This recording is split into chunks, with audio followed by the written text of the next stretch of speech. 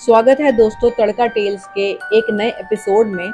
जहां पे आज हम बनाने वाले हैं दही वाले प्याज और सुनेंगे उसके साथ एक मजेदार सी हॉरर स्टोरी। कमजोर दिल वालों को सावधान। ये अगर आपको लगता है कि आप ये कहानी नहीं झेल पाएंगे, हॉरर स्टोरीज पसंद नहीं करते हैं, तो कृपया करके आगे ना बढ़े। बाकी चलिए शुरू करते हैं। मैंने कभी सोचा भी नहीं था कि मेरे नए घर में इतनी अजीब हरकतें होंगी। नौकरी की वजह से मुझे शहर शिफ्ट करना पड़ गया और मुझे कोई मकान नहीं मिल रहा था। काफ़ी ढूंढने के बाद मुझे एक मकान मिला जो कि काफ़ी सस्ते में था। मुझे तो लगा मेरी लॉटरी ही लग गई।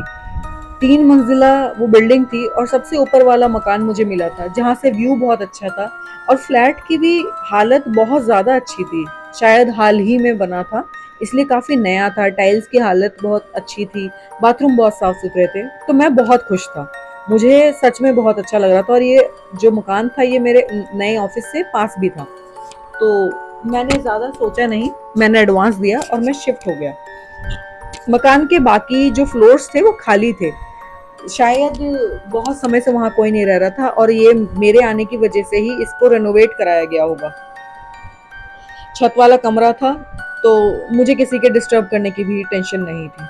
पहले कुछ दिन तो सब कुछ ठीक था, नॉर्मल था। मैं सुबह निकल जाता जाता था और वापस शाम को आ जाता था, डिनर बना के सो जाता था।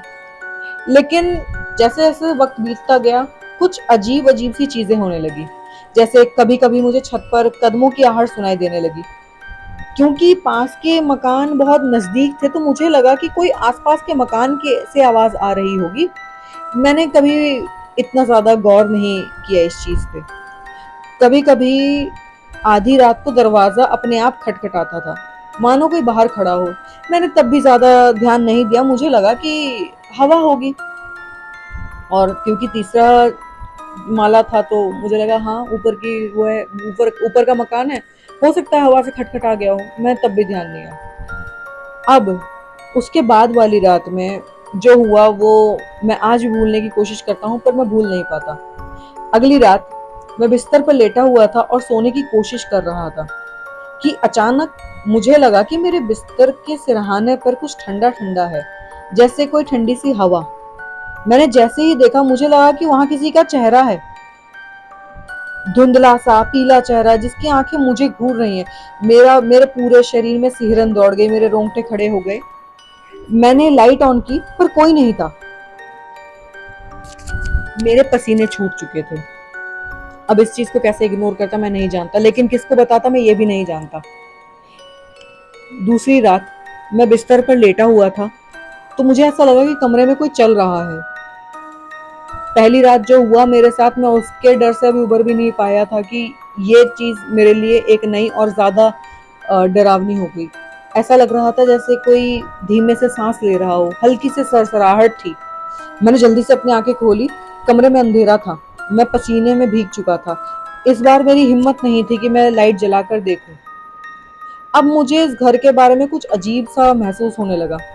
मैंने आसपास के लोगों से भी पूछा, तो एक बूढ़े से आदमी ने बताया कि इस घर में कई साल पहले एक औरत रहती थी। उसका पति युद्ध में मारा गया था और वो इस घर की छत से कूदकर मर गई थी। बस ये सुनने की देर थी और मेरे हाथ पांव फूल गए। क्योंकि जब मैं ये घर ले रहा था, तब तो मुझे किसी ने भी ऐसा कुछ नहीं बताया था।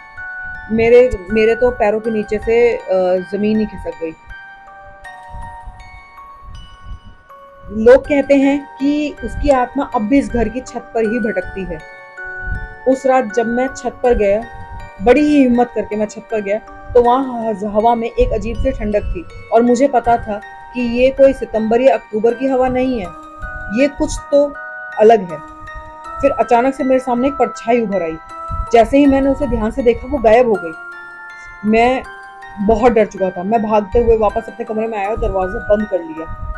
अब हर रात मुझे छत से किसी ना किसी के चलने की आवाज आती। कभी कभी ऐसा लगता कि कोई मेरे बिस्तर के पास खड़ा है। मैं पूरी रात जागता रहता, लेकिन जब भी आंखें बंद करने की कोशिश करता, वो चेहरा मेरे सामने आ जाता, जैसे मेरे सपने में हो और मेरे अगर आंखें खोलूंगा तो मेरे सामने भी होगा। आखिरकार मैंने वो घर छोड़ ही दिया। जाते जाते मैंने फिर एक बार उस छत की तरफ देखा और मैं नहीं जानता ये मेरा वहम था, ये सच था। लेकिन छत पर कोई खड़ा था। वो वही धुंधली सी इमेज थी, वो फॉग था, मैं नहीं जानता क्या था, पर उसकी आंखें मुझे ही घूर रही थी। उम्मीद है आपको कहानी पसंद आई होगी। आज जल्दी ही आती हूँ दूसरी स्टोरी के साथ और कुछ अच्छी सी रेसिपी के साथ। कमेंट में बताइएगा आपको ये कहानी कैसी लगी और अगली कहानी आप किस तरीके की सुनना चाहेंगे। धन्यवाद।